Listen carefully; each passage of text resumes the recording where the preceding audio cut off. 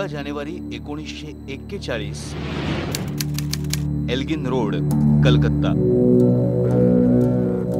रात्रीचे सुमारे 1:30 वाजले असतील। डोक्यावर काळी टोपी घातलेली, दाढी वाढवलेली महम्मद झियाउद्दीन नावाची एक व्यक्ती घराबाहेर पडली आणि रात्रीची शांतता भंग करत कारमध्ये बसून निघून गेली।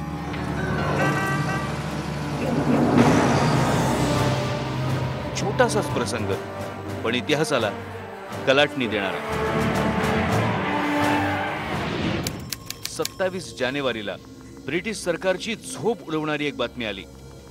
नेताजी सुभाषचंद्र बोस ब्रिटिशांच्या नजरकैदेतून गायब। हिमालयासारखं स्वप्न उराशी बाळगून एका दुर्दम्य इच्छाशक्तीनं नेताजींनी मायदेश सोडला होता। आपल्या साम्राज्यावरचा सूर्य कधीच मावळत नाही अशी शेकी मिरवणाऱ्या ब्रिटिशांची भारतातली सत्ता त्यांना उलथवून लावायची होती। त्यासाठी अफगाणिस्तान, रशिया, जर्मनी पालथं घालत नेताजी जपानमध्ये पोहोचले। ब्रिटिश सरकारला अतिशय शिताफीनं चकवा देणाऱ्या नेताजींचा यापुढचा प्रवासही असाच रहस्यमय आणि सर्वसामान्य माणसाच्या अकलनापलीकडचा होता। दुसरं महायुद्ध ऐन भरात पोचलं होतं। याच वेळी नेताजी जपानमध्ये दाखल झाले। जपानच्या मदतीनं नेताजींच्या आझाद हिंद सेनेनं रंगून मार्गे भारताच्या पूर्व सीमेवर मणिपूर पर्यंत धडक दिली।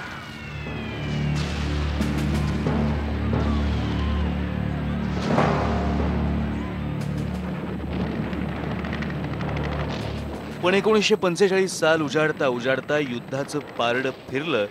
दोस्त राष्ट्रांची सरशी झाली।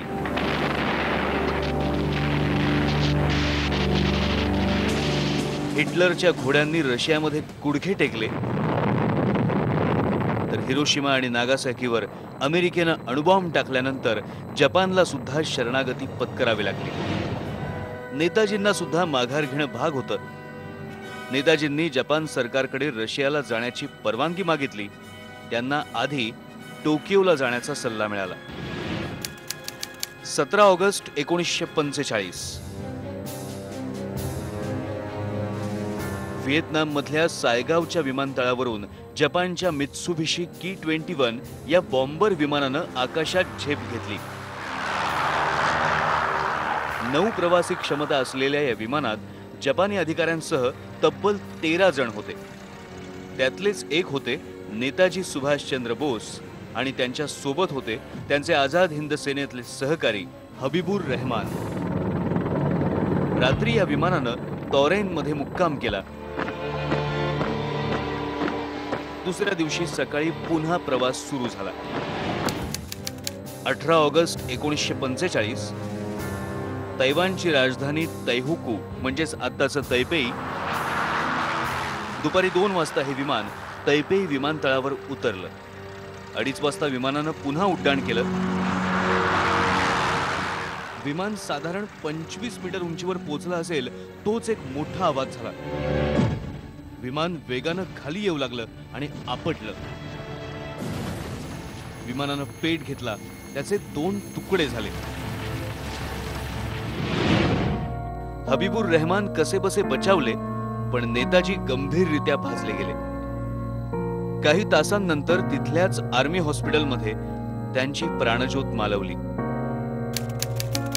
20 ऑगस्ट 1945 रोजी नेताजींच्या पार्थिवावर तैहोकू मध्येच अंत्यसंस्कार करण्यात आले।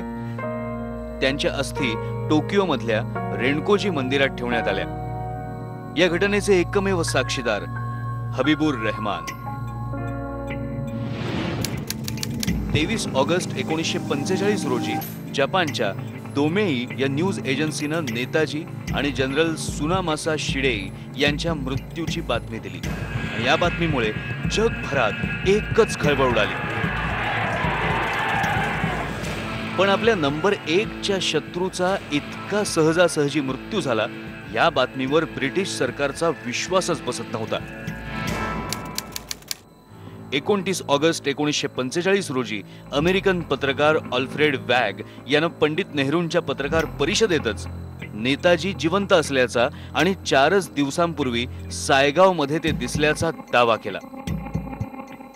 गांधीजींनी सुद्धा नेताजींच्या मृत्यूच्या बातमीवर विश्वास ठेवायला साफ नकार दिला होता.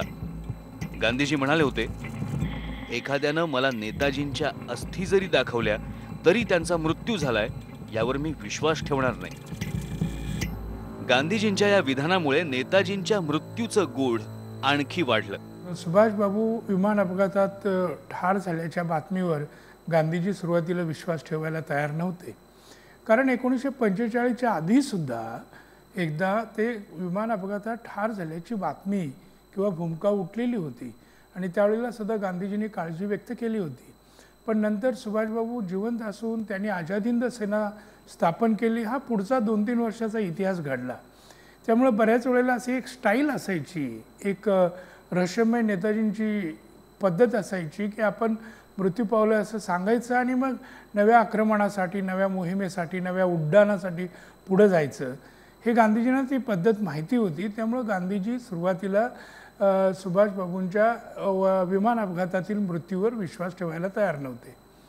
पण जेव्हा दिल्लीच्या भंगी कॉलनीमध्ये कर्नल हबीबुर रहमान हे नेताजींचे सहकारी, जे त्या विमान अपघातात असणारे एकमेव साक्षीदार भारतीयांच्या दृष्टिकोनातून, ते जेव्हा गांधीजींना भेटले आणि गांधीजींना जेव्हा त्यांनी साधंत्य वृत्तांत सांगितलं तेव्हा गांधीजींनी कुठे थोडा बहुत विश्वास ठेवला त्या घटनेवर. आधी गांधीजी ठेवत नव्हते, ही गोष्ट खरी आहे.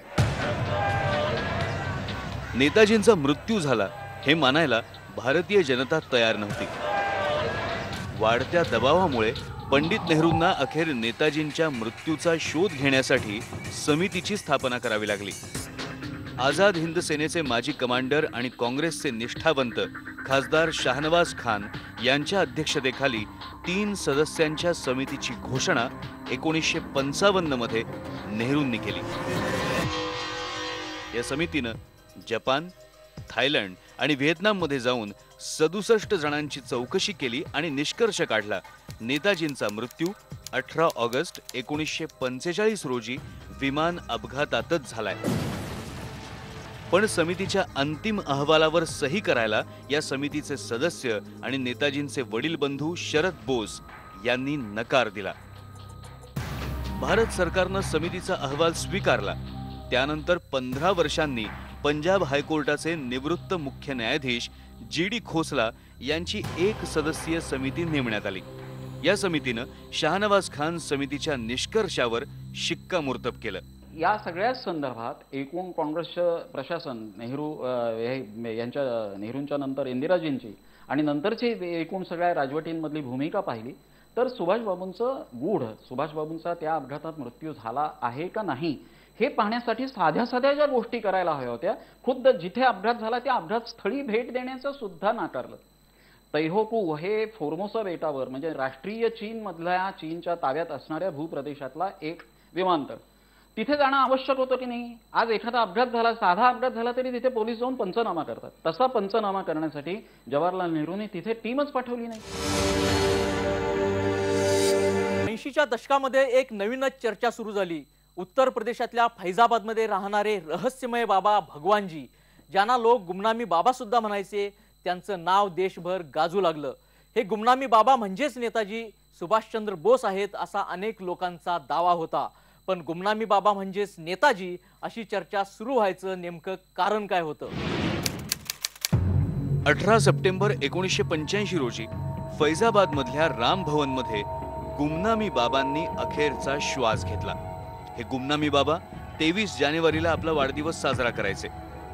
नेताजींची जन्मतारीख सुद्धा नेमकी हीच होती. आता हा एक योगायोग असू शकतो, पण गुमनामी बाबा म्हणजेच नेताजी असल्याची चर्चा सुरू व्हायला आणखी सुद्धा काही कारण होती. दोघांमधलं विलक्षण साम्य, मिळतं जुळतं हस्ताक्षर. गुमनामी बाबांच्या खासगी वस्तूंमध्ये होते नेताजींच्या कुटुंबियांचे फोटो, अखंड भारताचा नकाशा, नेताजींच्या मृत्यूबद्दलची वर्तमानपत्रांमधली कात्रणं. सरकारनं या तर्कावर विश्वास ठेवला नाही आणि गुमनामी बाबा सुद्धा नेताजी म्हणून कधीच समोर आले नाहीत. दिल्लीच्या लाल किल्ल्यामध्ये आझाद हिंद फौजेवर जो खटला भरला गेला, त्या खटल्यानंतर सुभाष बाबूंचं व्यक्तिमत्व संपूर्ण हिंदुस्थानात, भारत खंडात एवढं प्रसिद्ध पावलं गेलं की बऱ्याच जे बुवा होते, जे साधारणतः ज्यांचा चेहरा चायनीज ब्रह्मी किंवा ज्याला आपण मंगोलियन वर्णाचा आहे असं म्हणतो, ते सगळेच पुन्हा हळूच आपल्या शिष्यामार्फत क्लेम करायला लागले, हळूच बातम्या उठवायला लागले की मी पूर्वी सुभाषबाबू होतो आणि आता मी संन्यास घेतलेला आहे. आणि मग अशा संन्याशांच्या आश्रमाभोवती गर्दी वाढायला लागली आणि संन्यासी मंडळींनी स्वतःचं मार्केटिंग सुभाषबाबूंच्या नावावर केलं. माझी खात्री आहे की नेताजी सुभाषचंद्र बोस भारताच्या सरहद्दीच्या आत येण्यात जर यशस्वी झाले असते तर त्यांच्यासारखा कर्तृत्ववान माणूस बुवा बनून एके ठिकाणी बसणं ही त्यांची प्रकृतीच नव्हती, हा त्यांचा प्रकृती धर्म नव्हता. 1999 मध्ये वाजपेयी सरकारनं सुप्रीम कोर्टाचे निवृत्त न्यायाधीश MK मुखर्जी यांची एक सदस्यीय समिती नेमली. पण जपान आणि रशियाचं सहकार्य या समितीला मिळालं नाही. भारत सरकारनं सुद्धा नेताजींविषयी गोपनीय कागदपत्र द्यायला साफ नकार दिला. ही कागदपत्र अतिशय संवेदनशील आहेत आणि ती खुली केली तर भारताचे अनेक देशांसोबतचे संबंध बिघडू शकतात असं कारण सरकारनं दिलं. फक्त तैवाननं समितीला मदत केली. तैवाननं सांगितलं 14 ऑगस्ट ते 20 सप्टेंबर दरम्यान तैपेईमध्ये एकही विमान अपघात झाला नव्हता. समितीनं नेताजींच्या मृत्यूची शक्यता खोडून काढली आणि नेताजी रशियात गेले असल्याची शक्यता व्यक्त केली. 2006 मध्ये UPA सरकारनं समितीचा अहवाल फेटाळून लावला. ही गोष्ट खरी आहे की मुखर्जी कमिशनचं जर कागदपत्र पाहिली तर पहिल्या 2 कमिशनपेक्षा जास्तीत जास्त जगभर जिथे जिथे या विषयाचे पुरावे उपलब्ध असण्याची शक्यता होती त्या त्या ठिकाणी न्यायमूर्ती मुखर्जी गेलेले आहेत आणि त्यांनी आपला साधंत अहवाल सादर केलेला होता. परंतु दुर्दैवानं भारताच्या लोकसभेसमोर तो अहवाल मांडलाच गेला नाही, सादर केला गेला नाही. असं म्हटलं जातं की नेताजी त्या विमान अपघातात मृत्यू न पावल्याच्या कन्क्लुजन पर्यंत मुखर्जी साहेब आलेले होते आणि म्हणूनच कदाचित हा अहवाल लोकसभेपुढं टेबल करण्याचं टाळलं गेलं असावं असं संशोधकांचं मत आहे. We are now living in a period 3 समित्या नेमून सुद्धा नेताजींच्या मृत्यूचं गूढ उकलू शकलं नाही. नेताजींचं नेमकं काय झालं याबद्दल 3 तर्क लढवले जातात. 1. 18 ऑगस्ट 1945 रोजी विमान अपघातात नेताजींचा मृत्यू झाला. 2. नेताजी रशियात गेले आणि तिथे त्यांना बंदी बनवलं गेलं आणि तिथेच त्यांचा कधीतरी मृत्यू झाला. 3. नेताजी हे काही वर्षांनंतर गुपचूप भारतात आले, गुमनामी बाबा बनून राहिले आणि फैजाबादमध्ये त्यांचा 1985 साली मृत्यू झाला. हे दावे बाजूला ठेवून 1945 मध्येच नेताजींचा मृत्यू झाला असं मानायचं ठरवलं तर त्यावेळच्या रेकॉर्डमध्ये नेताजींचा कुठेच उल्लेख आढळत नाही. नेताजींच्या मृतदेहाचा एकही फोटो उपलब्ध नाही. तैपे इथल्या हॉस्पिटलचं डेथ सर्टिफिकेट सुद्धा नेताजींच्या नावानं नव्हतं तर ते होतं ओकारा इचिरो नावाच्या जपानी व्यक्तीच्या नावानं.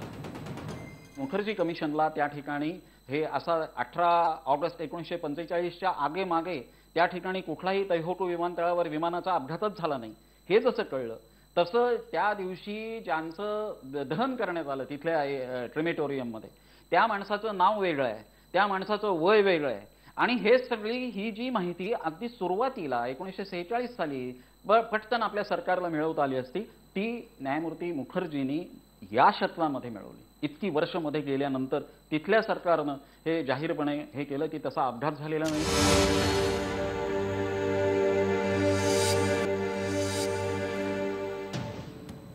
Lang leben die Dreifachmächte und ihre Verbündeten. Lang lebe das freie Indien. पश्चिम बंगाल सरकारनं नुकत्याच खुल्या केलेल्या 64 फाईल्समधून एक धक्कादायक गोष्ट उघड झाली. स्वातंत्र्याच्या 2 दशकांनंतरही नेताजींच्या घरावर सरकारनं पाळत ठेवली होती. या 20 वर्षांपैकी सुरुवातीची तब्बल 16 वर्ष पंतप्रधान होते पंडित नेहरू. कलकत्त्यातल्या नेताजींच्या एल्गिन रोड आणि वुडबर्न पार्क इथल्या 2 घरांवर गुप्तचर विभागाचे अधिकारी करडी नजर ठेवून होते. इथे येणाऱ्या आणि इथून जाणाऱ्या प्रत्येक पत्राची सुद्धा छाननी केली जात होती. खास करून नेताजींचे 2 पुतणे शिशिर बोस आणि अमेय बोस यांची प्रत्येक हालचाल टिपली जात होती. नेताजींचा विमान अपघातात मृत्यू झाला असा नेहरूंना विश्वास होता, तर मग त्यांच्या कुटुंबियांवर पाळत ठेवण्याची नेहरूंना काय गरज होती? त्यावेळेचं भारत सरकार या कन्क्लुजनला आलं होतं की सुभाषबाबू हे त्या विमान अपघातात ठार झाले, तर एवढी वर्ष 11-11, 12-12 पोलीस ऑफिसर, बडे बडे गुप्तचर पाठीमागं लावून नेताजींच्या नातेवाईकांची पाळत त्यांच्यावर ठेवायची काही गरज नव्हती. आणि त्यामुळं गोष्टी ह्या सगळ्या संशयास्पद वाटतात आणि त्यामुळं अधिकाधिक संशयाला जागा आहे आणि तसा तो प्रचंड खर्च केला गेला होता. हे कलकत्त्याला जे पेपर आता उपलब्ध झालेले आहेत त्यावरून दिसून येतं. हा दावा काँग्रेसनं कधीच मान्य केला नाही, पण संशयाची एक किनार अजूनही आहे. दिवंगत पंतप्रधान लाल बहादूर शास्त्री यांचा मृत्यू 11 जानेवारी 1966 रोजी सोव्हिएत रशियातल्या ताश्कंदमध्ये झाला. त्यांचे पुत्र सुनील शास्त्री यांच्या म्हणण्यानुसार मृत्यूच्या 40 मिनिटं आधी शास्त्रीजींनी कुटुंबियांना फोन केला होता आणि त्यांनी सांगितलं होतं की ते एका अतिशय महत्त्वाच्या व्यक्तीला भेटणार आहेत. ती अतिशय महत्त्वाची व्यक्ती म्हणजे नेताजीच होते का? हा प्रश्न नंतर उपस्थित झाला, कारण रशियाला जाण्यापूर्वी शास्त्रीजींनी नेताजींच्या मृत्यूच्या चौकशीसाठी एका नव्या समितीची स्थापना करण्याचा निर्णय घेतला होता. तोपर्यंत अशी चर्चा होती की तैवानमध्ये झालेल्या कथित विमान अपघाताच्या बातमीचा फायदा घेऊन नेताजी रशियात गेले होते, पण त्यांची योजना फसली होती आणि त्यांना रशियानं बंदी बनवलं होतं. अशा परदेशात मृत्यू पावलेल्या आपल्या एकमेव पंतप्रधानांचं शव जेव्हा दिल्लीत आलं तेव्हा अनेक शंका कुशंका साहजिकपणे उठल्या, परंतु त्यांचं निरसन न करता, त्यांच्या मृतदेहाचं शवविच्छेदन न करता त्यांच्यावरती अंत्यसंस्कार करण्यात आले. त्यावेळेला ललिता देवीनी म्हणजे लालबहादूरजींच्या पत्नीने शंका व्यक्त केली होती. त्या सगळ्या शंका बाजूला सारून हे सगळं करण्यात आलं आणि त्यामुळे लालबहादूर शास्त्रींनी घेतलेला सुभाषचंद्रांना भारतात परत बोलवण्याचा निर्णय, त्यांना दिलेलं आमंत्रण हे त्यांच्या अशा अकाली निधनाचं, अकल्पित निधनाचं, अचानक उद्भवलेल्या त्यांच्या मृत्यूच्या मागचं कारण असावं असं मानायला जागा आहे. त्यांचे त्या काळात असलेले वृत्तपत्रीय सल्लागार कुलदीप नायर यांनीही ही शंका व्यक्त केली आहे. त्यांनी हे आत्ता नव्यानं नेताजी प्रकरण उद्भवल्यानंतर लिहिलेलं नाही. 2012 साली त्यांचं जे पुस्तक प्रसिद्ध झालंय त्यातही हे गाजलेले पत्रकार अशी शंका व्यक्त करतात. याला महत्व आहे. But even a non-violent struggle demands an army. अनेक दशकं लोटली, पण स्वातंत्र्यासाठी जीवाचं रान करणाऱ्या या महानायकाचं नेमकं काय झालं हा सवाल तमाम भारतीयांना अजूनही छळतोय. नेताजींच्या मृत्यूमागचं गूढ सत्य कधी आणि कसं समोर येणार, की ते कायमचं गूढच राहणार, याचं उत्तर सध्या तरी कुणाकडेच नाही. पण एक मात्र खरं, नेताजी जर परत आले असते तर भारताचा इतिहास कदाचित वेगळा असता. स्वतंत्र भारतानं नेताजींवर अन्याय केलाय, पण भारताच्या स्वातंत्र्यासाठी अर्ध जग पालथं घालणाऱ्या, बलाढ्य ब्रिटिश सत्तेला आव्हान देणाऱ्या या महानायकाला विसरता येणं केवळ अशक्य आहे. खान अब गुलाम नहीं रह सकता और न कोई ताकत उसे गुलाम रखी सकती है. हाँ, हमें स्वतंत्रता का मूल्य चुकाना होगा. आप इसके लिए तैयार हो जाइए, जिससे यदि हम गुलाम हिंदुस्तान में पैदा हुए हैं तो स्वतंत्र हिंदुस्तान में जीवे और मरे. तभी आजाद हिंदुस्तान दुनिया को नए नए संदेश दे सकेगा.